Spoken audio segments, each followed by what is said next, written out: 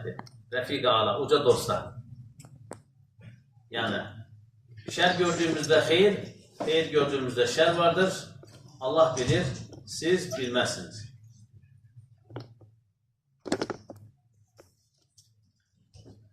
Səbrin zirvəsində fəxri kainat Əfəndimizi görürük. Resulullah sallallahu aleyhi ve sellem Əfəndimiz həyatı boyunca saysız cəfalara qatlandı, necə çilə çəmbərindən keçdi. Allah yolunda heç kimsənin görmədiyi əziyyətlərə məruz qaldım buyurdu. Təsəvvürləyin, doğulub böyüdüyün, yaşadığın, evinin, eşiyinin, qohumun, qonşunun, nəslinin olduğu bir şəhərdə sənə o uca dinini anlatmağa fürsət vermirlər.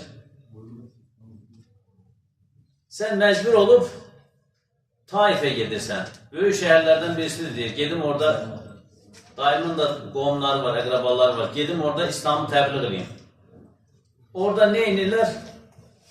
İmana gəlməməkləri, Resulullah s.ə.v-i dinləməməkləri bir kənara, küçə uşaqlarına Resulullah s.ə.v-i daşladırlar, daşqalaq edirlər. Alqan içində qalır. Mələklər gəlir, istəyirsən, ya Rabbi, ya Resulullah, bu Taif xalqını iki dağın arasında qoyaq, altında qoyaq, yəni batıraq yerə. Yox deyir, mən onların nəslindən imana gələcək kimsələrin çıxmasını umuram deyir, təmənni edirəm. Həqiqətən də Resulullah s.ə.v-in devində belə Taif müsəlman oldu.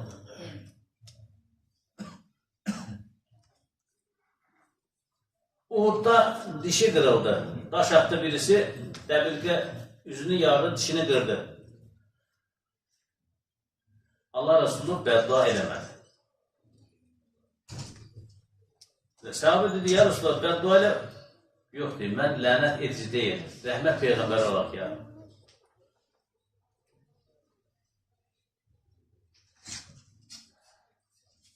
Yeddi övladından altısının vəfatına şahid olaraq acıların ən böyüyünü yaşadı. Hətta 7-ci evladı Həzrət Fatimə anamızın da vəfatını öncədən xəbər verərək getdi. Resulullah s.ə.v onun xəstəliyində can çəkişərkən, can üstəykən deyə, o qızdırmadan yanarkən Fatimə anamız ağlayır. Allah Resulü Fatimə qulağına bir şeylər bilir.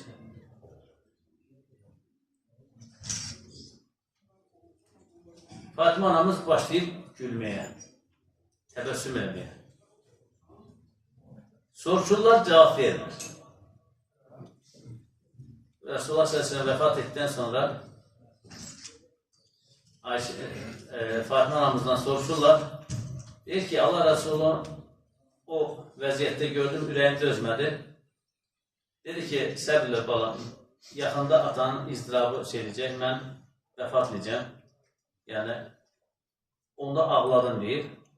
Sonra qulağıma dedi ki, ailəmdən mənə ən tez qovuşan sən olacaqsın. Yəni, insan ölməyə sevinərmi? Amma sevdiyi birisindən qovuşacağı üçün sevinər.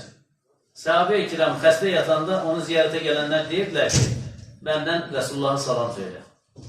Yəni, görürlər ki, artıq bu tərəfdə deyirlər, ölüm şeyindədir, döşəyindədir. Bizdən Resulullah'a salam söylə deyərlər. 7-ci evladının da ölümünü xəbər verək gedən bir Peyğəmbər. Taifdə həqarət gördü və daşlandı. İlk müsəlmanların çəkdiyi izdiraf və cəfalarla ürəyi dağlandı. Uhudda sevgili əmsi Həzrəti Həmzə ilə Həzrəti Musab başda olmaq üzərə seçkin səhabələri şəhid oldu. Bir Mauna və Recep vaqalarında 1001 əməklə yetişdirdiyi ən qiymətli Quran müəllimləri tələyə düşürülüb şəhid edildi. Baxın, Allah Resulü sallallahu aleyhi ve sellemin könül aləminin genişliyinə, bu İslam davasının, bu İslam təbliğ davasının, İslami işlərin, hərəkatın əhəmiyyətini anladan, öz həyatı ilə bizləri çatdıran Resulullah sallallahu aleyhi ve sellem Taifdə daşlandı, bəddua eləmədi. Uhudda dişi qırıldı, bəddua eləmədi.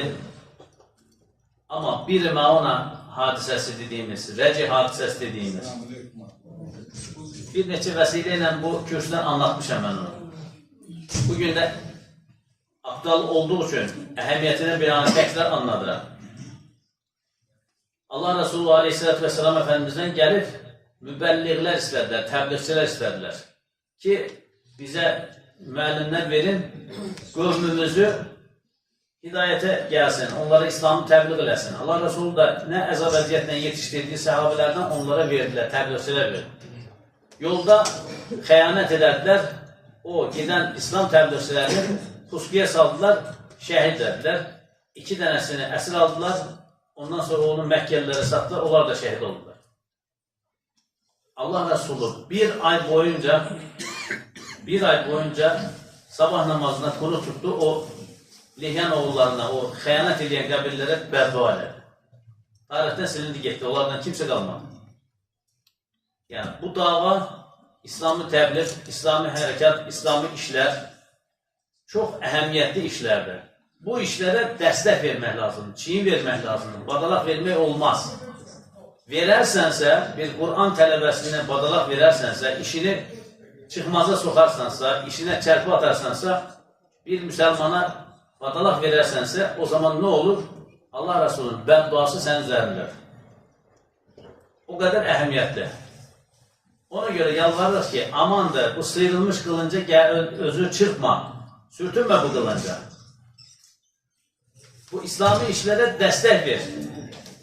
Yaxşılıq eləyə bilmirsənsə, bari yaxşılığa mane olma. Bu da başlı-başına bir yaxşılıq deyə Allah Resulü. Yol saldıra bilmirsən də, yol. Pulun imkanı yoxdur və yaxud imkanı var, qabiliyyətin yoxdur. Xəşləyə bilmirsən, əlin bəhd, aça bilmirsən. Bari yol çəkənə mane olmaz. Məscid tikə bilmirsən, imkanın yoxdur, maddi vəsaitin yerində deyil. Və yaxud da maddi vəsaitin yerindədir, amma qanacağın yoxdur. Yəni, məscid tikəcək qabiliyyətin yox. O zaman məscid tikənə mane olma. Bu da başlı-başına bir yaxşılıq deyir Allah Resulü. Yəni, yaxşı iş görənə mane olmamaq yaxşılıq olaraq qəbul edir Allah Resulü. Çünki bugün elə parazit insanlar var. Yaxşılıq işinə mane olan insanlar var. Allah Resulü bugün də gələcək insanlar gördüyü üçün deyir ki, yaxşılıq eləyənə mane olmaq. Bu da başlı-başına bir yaxşılıq.